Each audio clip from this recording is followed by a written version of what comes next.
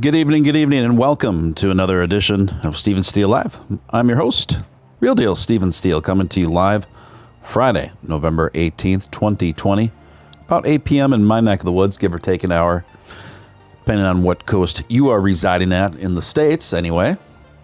Thank you for joining me tonight.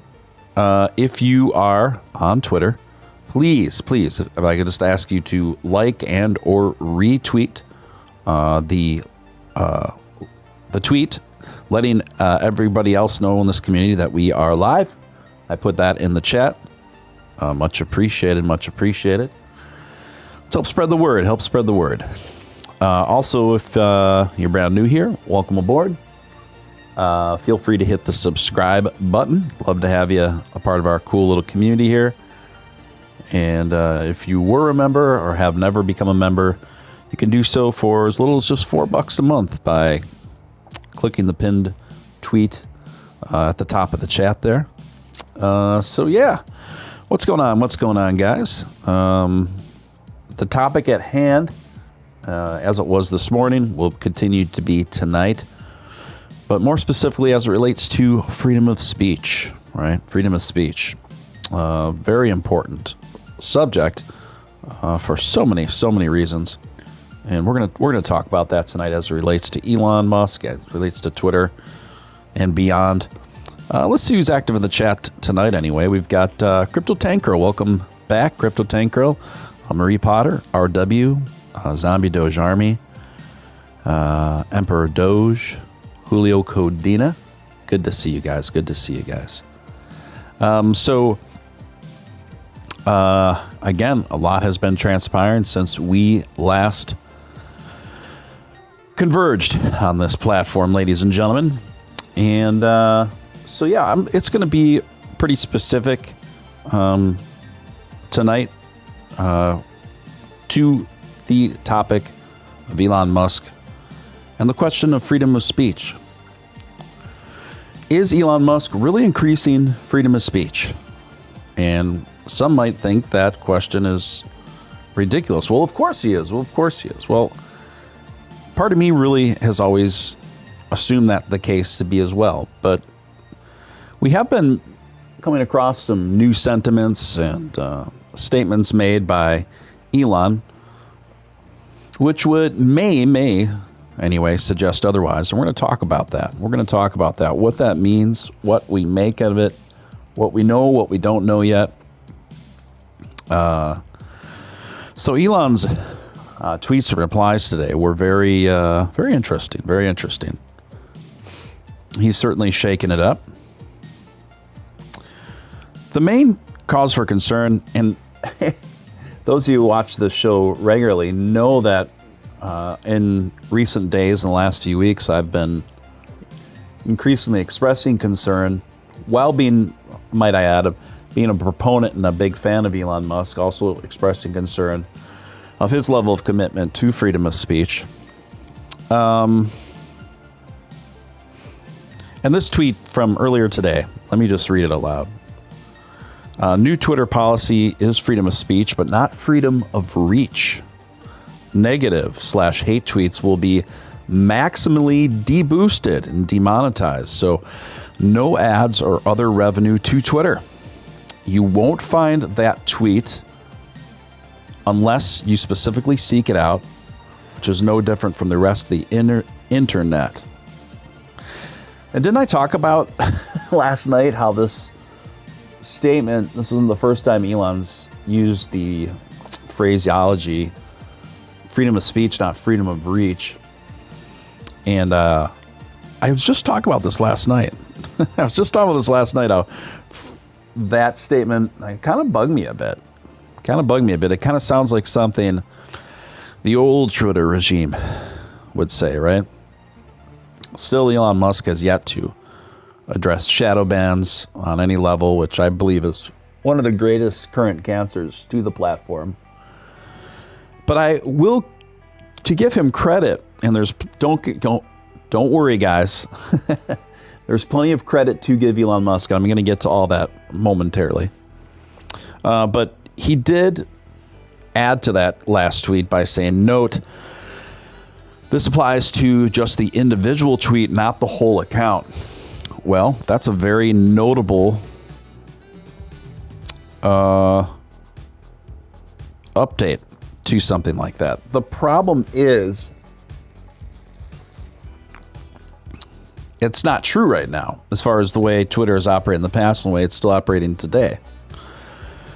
The way Twitter has always operated, until maybe now, but it still seems like it's still operating that way, is if you say something, or if you have tweeted something, and it doesn't even have to be quote unquote hateful, it just has to be against the sensibilities of whoever happens to be working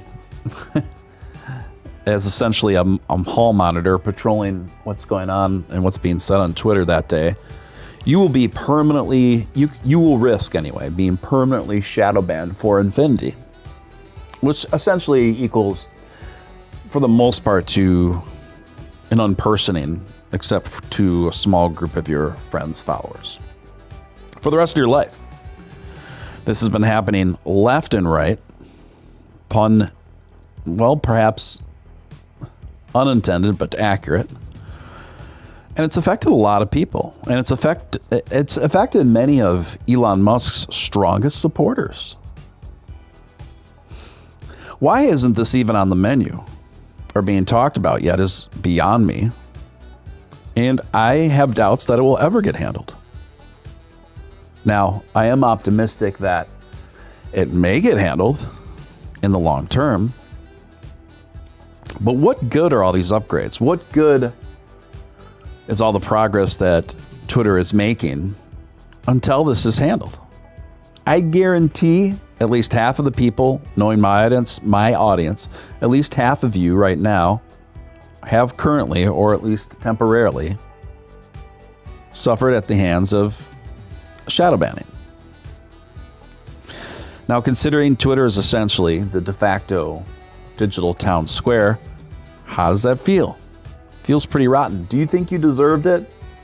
Do you think you really violated terms of service, in all honesty? Or did you perhaps just express something or say something that might have been a counter to whatever the corporate media was propagating at that moment in time? Now, we have accounts on record through former Twitter employees repeatedly saying that this was essentially their sole job. Their sole job was to do this. Now, I also realize that Elon Musk is under an incredible amount of duress, multitasking, and so much is going on. He has so much on his plate. I do understand that. But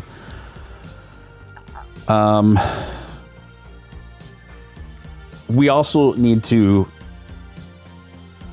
not just be yes men, and we need to question. And we need to make sure that things are overall going in the direction that benefits the expansion of freedom of speech. Hassan Piker, super popular streamer, the nephew of what's his name? Cenk Unger from the Young Turks. Anyway, he's like he's like an interesting dude. He's kind of like this sort of Zoolander male model character who's a multimillionaire socialist. Anyway, he retweeted that tweet that I just read off to you and said, "Bold visionary Elon Musk invents shadow banning." I got to give it to him on this one. What this looks like on its face is actually an expansion of shadow banning. Furthermore, Elon says that more tweets are going to be shadow banned if they are quote unquote negative or hate tweets. Well, again, this goes back to the conversation I was having with you guys early this morning. Well, what constitutes as quote unquote negative? What constitutes as quote unquote hate? Because if recent history is any example, that could mean a wide variety of things that most sensible people would not constitute as either of those things. So right away, there was almost a ratio level reaction to Elon expressing this from some pretty large accounts. AKA said, quote unquote, negative hate tweets is very vague. I want to know specifically what is and what isn't against the rules.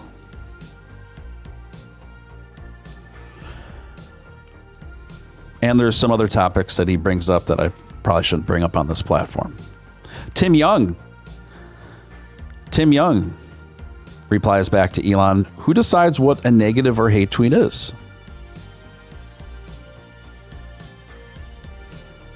Many other people. Can you explain further?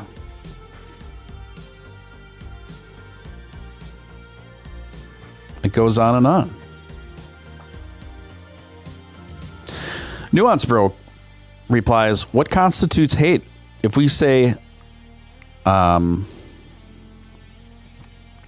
aren't women, I'm not saying this to open it up to a debate about this topic. I have no interest in discussing it here. But I think his overall point is a valid one. Well, what constitutes hate? If we say men aren't women, would that get automatically deboosted and demonetized? What if I used slurs in the context of a story in the public interest? Will we have transparency on deboosting at all? Shoe on head replying,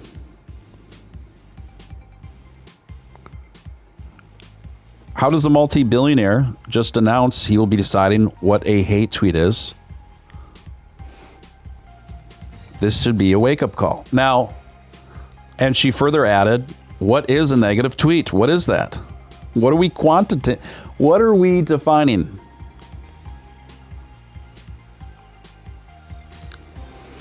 Emperor Doge says Steele has to do a show in his bathrobe and dance like Crypto Batman to get his shadow ban. I like it. I like it, actually. Don't you remember last year for Halloween, I dressed up like Crypto Batman? I did a couple streams that way. I will do a live stream as Crypto Batman in the near future. I'll do it.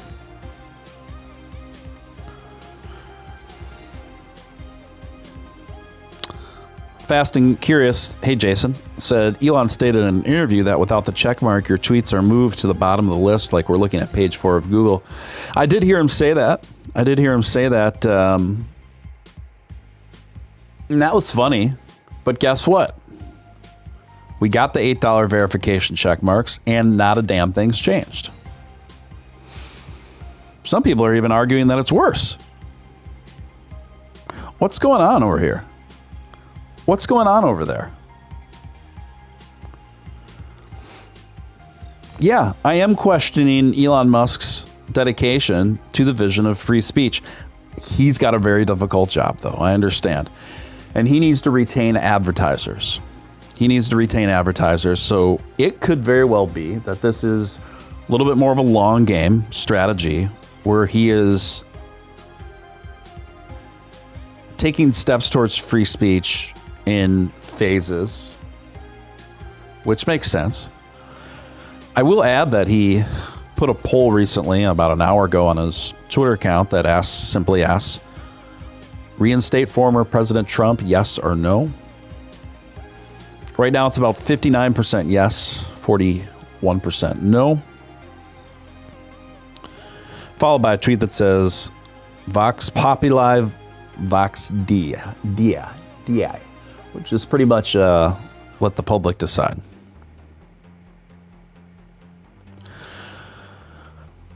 It's also worth noting that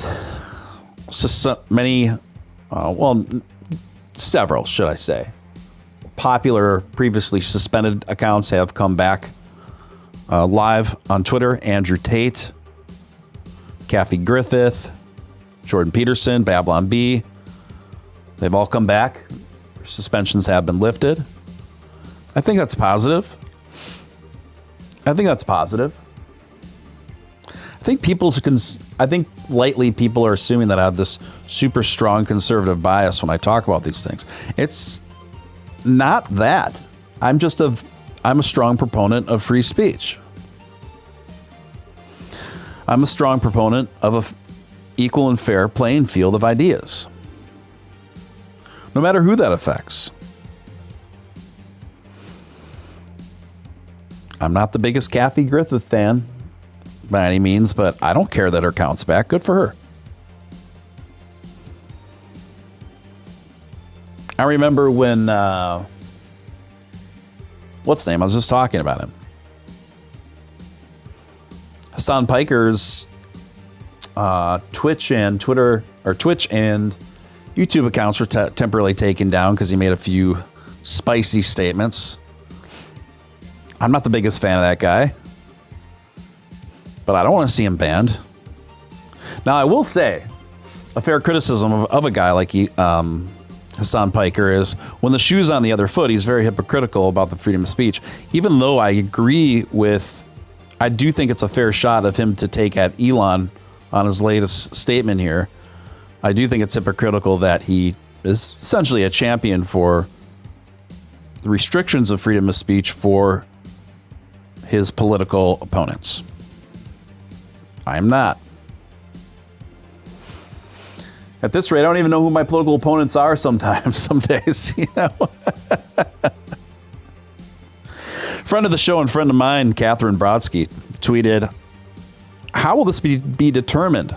Especially the quote-unquote negative tweets. I'm most interested in the technical aspect. Is it AI, user reporting, algorithms, looking for certain words? Yeah, this raises a lot of questions. It raises a lot of concerns.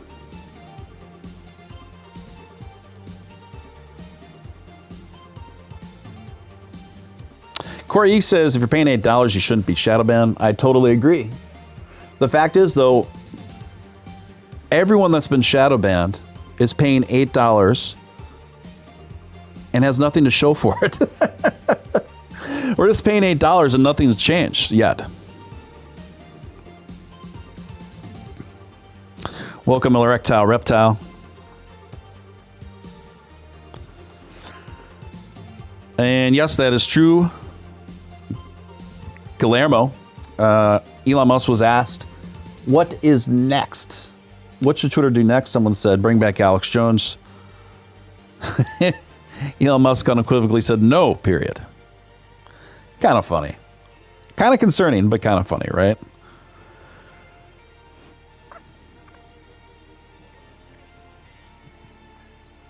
So where do we go now? You know, another thing, too, with Elon Musk straight up saying no to bringing Alex Jones back, it could just be that, because the question was, what should Twitter do next? And I don't think bringing back Alex Jones should be in the realm of priority of urgency of what to do right away next. And most interestingly, Alex Jones himself addressed this on a recent video clip that's now being put out there from his show just earlier this evening, in which essentially Alex Jones himself basically agrees with Elon Musk that he shouldn't bring him back into the fold next. And Alex describes himself in the video as the most controversial public figure in the news media sphere. Arguably true given his scope and scale of popularity. And, but at the same time, Alex Jones himself did express reservations about Elon's commitment to free speech, but also said that he understands if he's not let back on the Twitter for quite some time still yet. Regardless of what you think about Alex Jones, his statements surrounding this, I thought were very reasonable and logical. Fast and Curious, give me a first super chat of the night. Appreciate it, Jason. $5 super chat. Good job. Thank you, sir. Andrew Tate is back on Twitter. His brother Tristan also confirmed that it is him.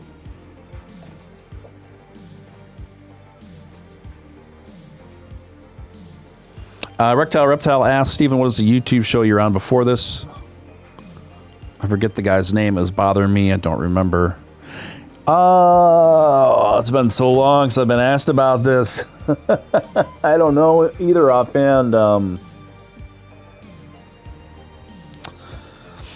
I don't know what the name of the channel was. I know that the guy that started the channel went by the name King Valhalla. But I don't think his channel's around anymore.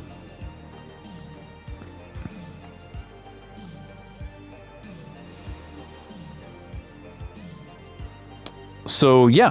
What do you guys think? Where do you think things are headed? Do you think eventually these shadow bans will be lifted? See, the thing is, Elon Musk, I agree. I think I don't necessarily have a strong disagreement with the policy of deboosting blatantly hateful tweets that aren't really benefiting the public discourse. Let's say racial slurs and epithets and things like this. I understand that. Or things that are just so outrageously crass and disgusting. I understand that. I understand deboosting comments like that. But I also thought it was an important and worthy distinction that he said, hey, it's the tweets that'll be deboosted and shadowed, not the accounts. Well, that's great. I don't have a problem with that. The problem is that's not how things are being run. That's not the reality. Because right now, that's not how Twitter works. You make, and you don't even have to say anything close to the aforementioned.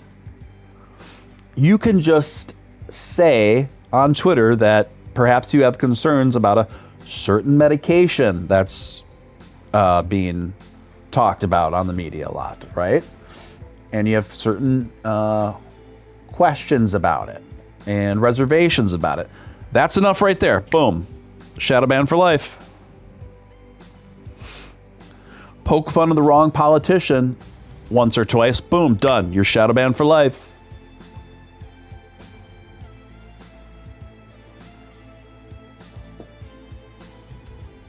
Maybe post a edgy song. Boom. Shadow ban for life.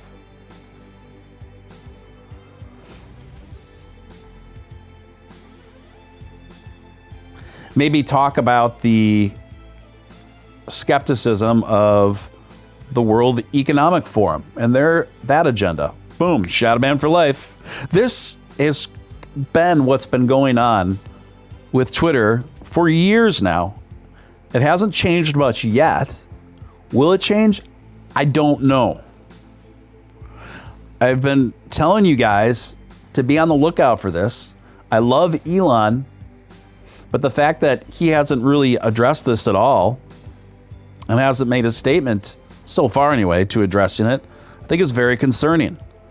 I understand that he's scrambling to make sure to keep the boat afloat. He's got to keep enough advertisers in the game to keep things going. I get it, but a big reason why he's been having trouble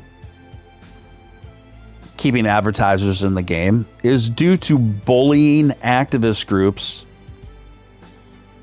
involvement and directly threatening these companies who have done advertising campaigns with Twitter.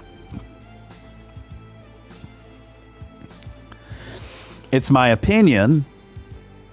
I'm not an expert. I don't claim to be a genius or have the business acumen and prowess of Elon Musk. But if it was me, I would say, thank you for expressing your concerns. Look, this is what we're doing. We're going to be increasing the speech, increasing the reach, just like how it used to be before. We're going to this will consequentially radically increase usership, which he can already point to a chart of it doing. Just at the mere idea of Elon flirting with these ideas has already put usership through the roof. Just imagine if he actually does it. Now, whatever your feelings are about the former president, Alex Jones, Kathy Griffith, these people, whatever. Set that aside and think about what that would do for the usership of Twitter once if all these people were brought back to it. It'd be through the roof. I don't know many advertisers who are going to turn down that level of exposure.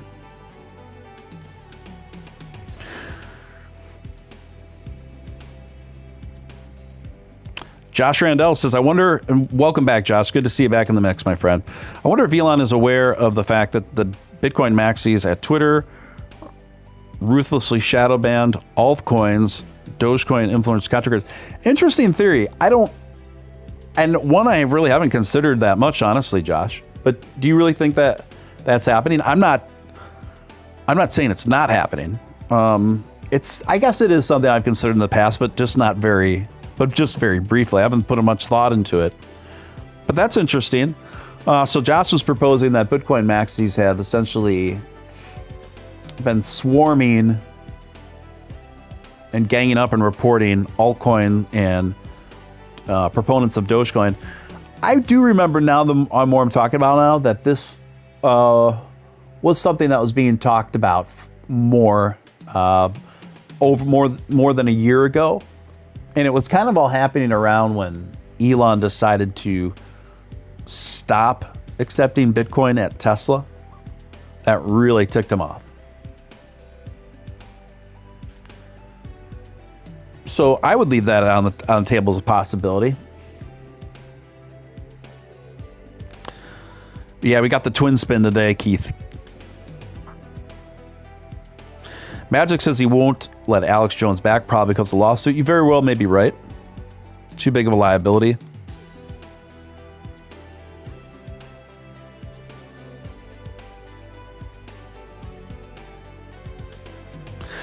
Corey says, I think advertisers will have a knee-jerk reaction to letting certain people back on, but they will all come back once Twitter usage stays at an all-time high. Completely agree, Corey. Well stated.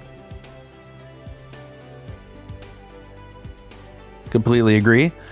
Yeah, I just think it's all the activist temper tantrum stuff is really got advertisers irked.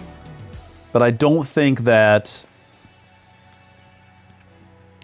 will last if Twitter can prove to keep putting up the numbers that it is. And I think it will. So I don't think this abandonment of advertisers in droves is a serious concern long term. It kind of reminds me of, Trump saying, "Oh, I'm not coming back to Twitter. I'm going to stick with Truth Social. Keep promoting Truth Social.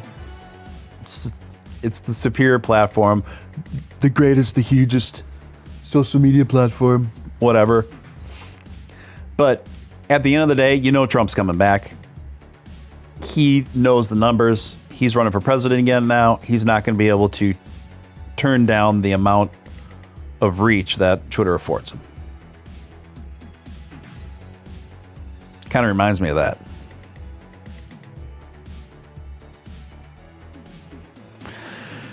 Article I came across from a young writer named Bobby Burrick. Elon Musk announces flawed new quote-unquote hate speech policy for Twitter. On Friday, Chief Twit Elon Musk posted upgrade guidelines for new hate speech policy on Twitter. Musk states that the new policy allows freedom of speech but does not guarantee freedom of reach. Twitter will have the option to throttle any post in which it deems negative or hateful. Negative hate tweets will be deboosted, demonetized. No ads or other revenue for Twitter, Musk explains. The issue is that, quote, hate and, quote, negative are inherently subjective terms. Who decides which posts violate this policy? Whose feelings determine what tweets are offensive? It's unreasonable to assume any person or network can police subjective violations consistently or evenly. In the past, social media sites deemed posts hateful, quote unquote. After a storm of outrage, Twitter often enforced bans after a loud outcry from the press and supposed influencers. And there lies in the concern. A small faction of people have monopoly on outrage. Tweets are decidedly more likely to create viral hysteria should they offend wokesters than tweets that openly spew hate towards targeted groups of people. And I thought this was pretty well written little article here, articulating the concerns with this kind of approach. People are telling me, Steele, this will all get shaken out in the wash. I hope and first and foremost, those people are right. I want to make that very clear. I hope that's the case. Listen, I would gladly pay $20 a month if the shadow bans are actually lifted. I would gladly give this platform $20 a month if that were the case. Hopefully, eventually, that will be the case.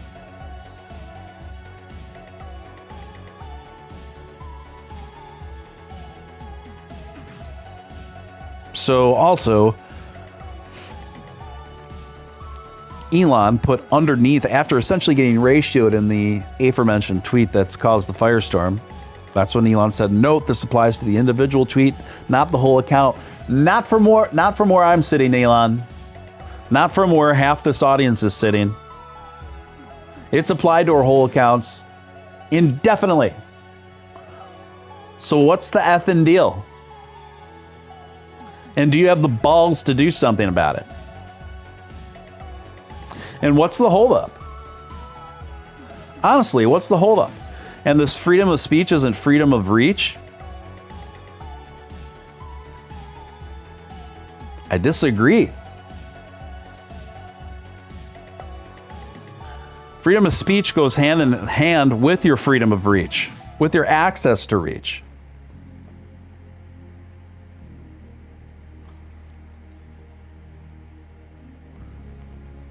I don't like it. I don't like it.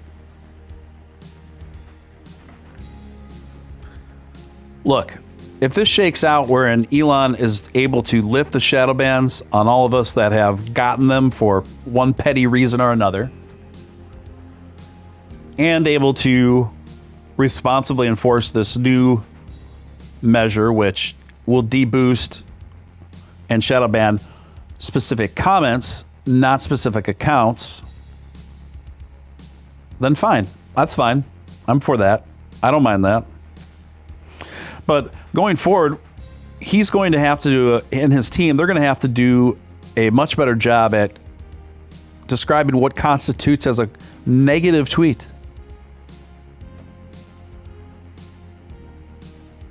Furthermore, no one is ever notified if their tweet or let alone their accounts get shadowed and boosted. Let alone explain what supposed action or tweet or tweets put them in that situation. So how the hell are we supposed to abide by terms of service that are so incredibly ambiguous and applied with serious bias, political bias, and without any explanation to the recipient of what they did wrong. Same ass, different day, folks. People tell me, oh, don't worry. You're being very impatient. Hasn't even been a month.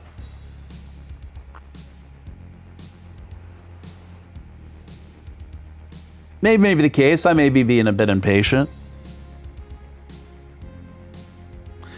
But also, this has not even been addressed in the slightest. It hasn't even been mentioned from him. What's the guy's name? Brandon Straka. Catherine Brodsky and I, we did a space about Twitter a couple nights ago, and Brandon Straka ended up joining us for a little bit. And he tweeted something out this evening. I thought that was pretty relevant. Elon Musk asks us how Twitter can be improved, and then I feel like he doesn't see any of us respond to remove shadow bans and reach restrictions because we're all shadow banned, and he can't see our responses. That's exactly what's going on here. That's exactly what's going on here, and it's bullshit. It's just bullshit. People say we're being impatient. We have been taking this for years. Some of us are starting to kind of break here. And we're not being heard. If Elon just addressed it, made a statement that it's in the works, that he's working with his engineers, his team, to eventually sort this, fine. But so far, it hasn't been made a priority at all.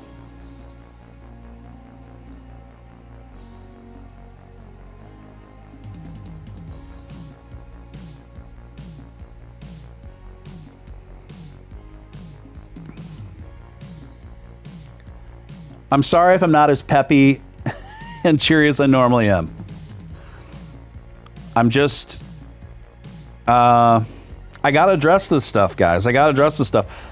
They call me Real Deal Steele, and I got to keep it real from where I see it, even when it comes to Elon Musk. This doesn't mean I don't like Elon Musk anymore. I've got an immense amount of respect and appreciation for him, and I still am very, very relieved that he's acquired Twitter compared to what was going on there before. But I have to say, recent statements got me concerned. And recent lack of actions have got me concerned. Beef Supreme, I know you're shadow banned. I know you are. Have you had enough? Have you had enough? I've had enough. So we need to collectively raise our voices so that we just have to make sure we are heard and that this is addressed. That's all I'm trying to say, folks.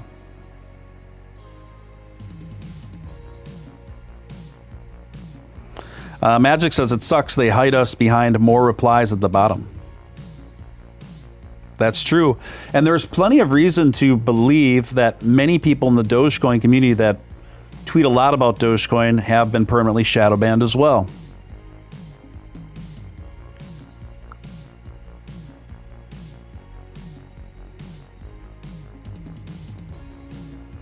Someone says all tweets are equal, some are more equal than others.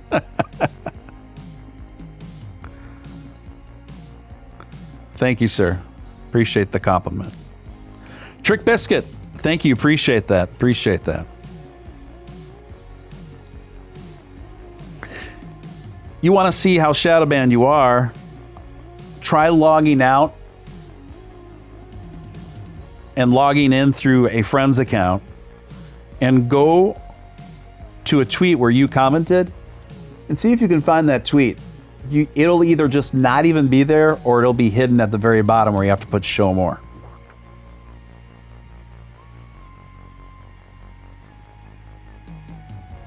Larry Mara says, even my shadow is shadow banned. I've had enough.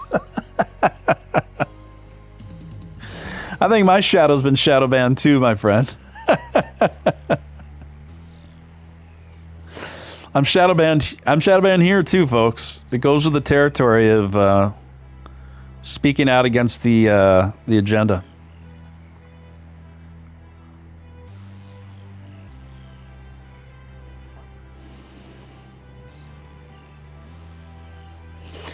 AOC already taken swipes at the at Elon and his Twitter poll to bring Trump back or not.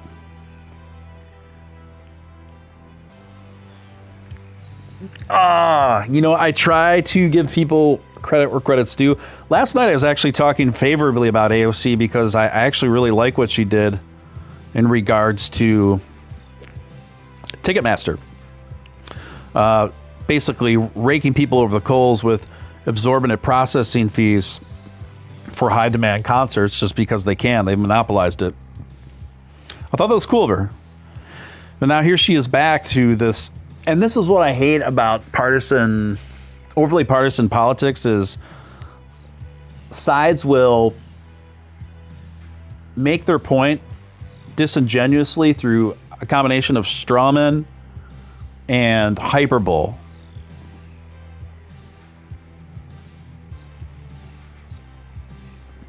And it's just ridiculous.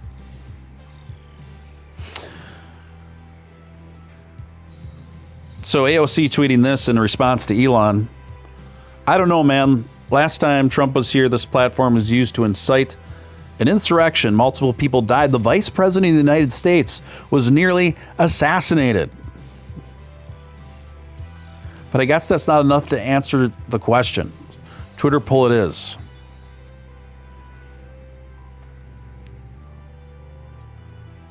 Really? The vice president was nearly assassinated? Keep in mind, this is the same woman when that Alex Stein character was giving her a little business, just being kind of a smart aleck as she was going into coming back from lunch, going into the congressional chambers. She described that as just one of the worst things that ever happened to her, and that it was just egregious, just sexual harassment and sexism, and she felt threatened and very unsafe and all this kind of stuff. It's just, come on. It's kind of like when she went down to the border and cried fake tears for a photo op, this kind of stuff.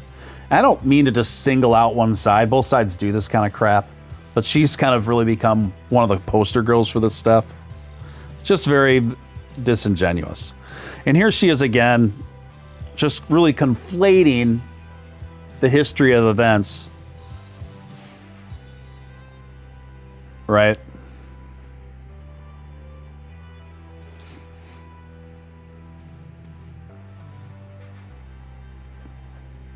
And by definition, I'm not even going to get into the January 6th stuff. I'm just not going to do it.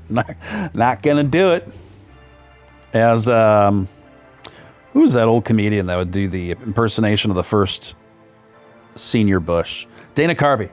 Not going to do it. 100 points of light. It's pretty good, actually. It's pretty good.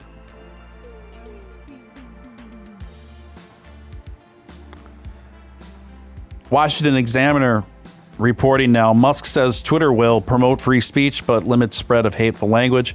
It's a tricky balance, isn't it? It's a tricky balance. However, Musk's proposed method resembles shadow banning, a tool that many conservatives have accused Twitter under its previous ownership of using against them.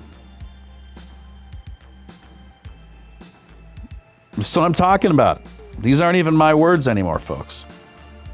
Although it does bother me when they position this as a thing that's just been consequential to conservatives. I think this really limits the conversation because it really happens to anyone that speaks against the corporate narrative, no matter where you lean on the political spectrum. This has happened to folks like Jimmy Dore as well, arguably Matt Taibbi, etc., right? And in my opinion, that should be the focus. But what do I know? I'm just a dude with a small YouTube channel popping off, right? Beast says they're all lizard people. That's one of my favorite conspiracy theories, actually. Maybe we'll have to do a show focusing on the lizard people theory. Alex Stein's great. He's getting his own show on the Blaze. Oh, wow. That will probably be... That'll be interesting for sure. That'll be lively. Larry asks, yo, Steven, how long are we going to continue to be bearish? Sit tight, one day we'll go to the moon. I don't think we're quite at the bottom yet. But I will say, the more things I'm seeing, the more things are playing out here at the crypto market, I think we're probably closer to the bottom than I initially thought. I initially thought that we're not even close to the bottom, that we have a long way to go. I mean, up until, a few days ago, I was thinking Bitcoin 10,000. Now I'm not so sure. I think the bottom, and I could be wrong, but I think the bottom is going to be somewhere around 15. So unless you are a super advanced day trader, overall, if history is going to be any judge of this, the smartest thing you can do is invest in strong long-term projects when things are close to the bottom on these cycles like we're in the midst right now. Buy it, put it on a ledger, put it on cold storage, forget about it for 4 years, guys. Or at least years at a time. Or at least if you think about them, don't think about doing anything with it. From everything I've witnessed in this scene, that is the highest probability trail to ending up in the win column in any significant manner. Unless you are trading you happen to make some dumb luck moves in the super low market cap sphere, which happens. Trick Biscuit, Steven, can I get your opinion on Solana? Well, that is an opinion that continuously is evolving for me. I'm not sure how to feel about Solana because Solana is so closely tied, had been so closely tied to Sam Bankman and FTX. Huge red flags there. And the market value has been reflecting that. Look, the most viable, long-lasting alternative to Ethereum, which Solana is, one of the most prominent alternatives to Ethereum, has to do two things to be successful long-term. Offer substantially lower gas fees and perform consistently.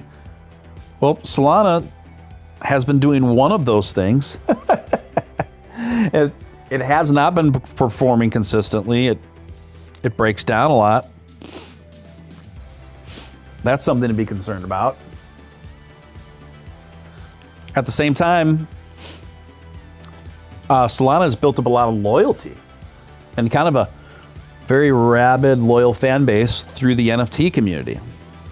And I do think that's worth something. Now, keep in mind, I don't like to give predictions or advice in absolutes in any way. So take this for what it's worth. Given everything I just mentioned there, I think Solana will continue to drop even more than it is now and be soiled for a while. But come back up after that. It still has a very active development team that are still very hard at work and has a committed community in the NFT space that I think is going to help them rebound from this. But it's going to take time. That's about my final take on it. Hope that's helpful.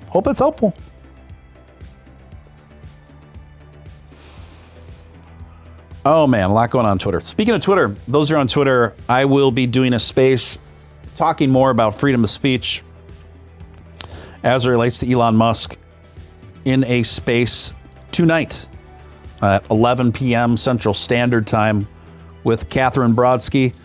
Catherine's one of my favorite people out here. Incredible journalist. Super cool woman. So it'll be her.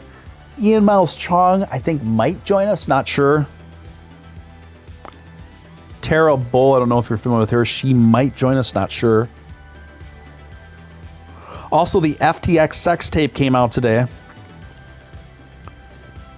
I see people in my feed. A few people have watched it. I am not one of those people. I will not be one of those people. That is just a visual I never need to see in my life.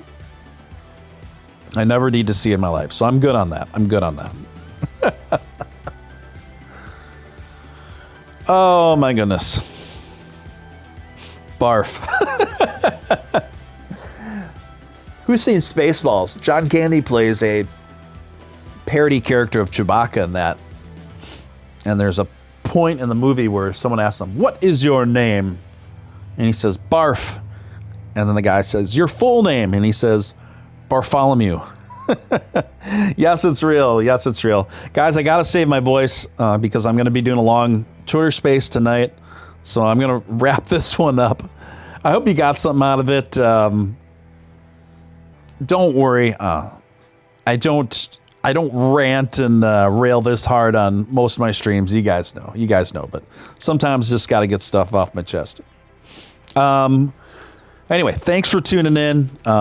Make sure you're following me with notifications on Twitter, or I will never show up in your timeline. And I will be reposting that Twitter Spaces link shortly after getting off the air here, and that will be happening a little bit later tonight. So get a little caffeine in and stay up with us and join us over there. Thanks again for tuning in, guys. Appreciate you guys. Until next time, Mr. Man Real Deal, Steven Steele signing out.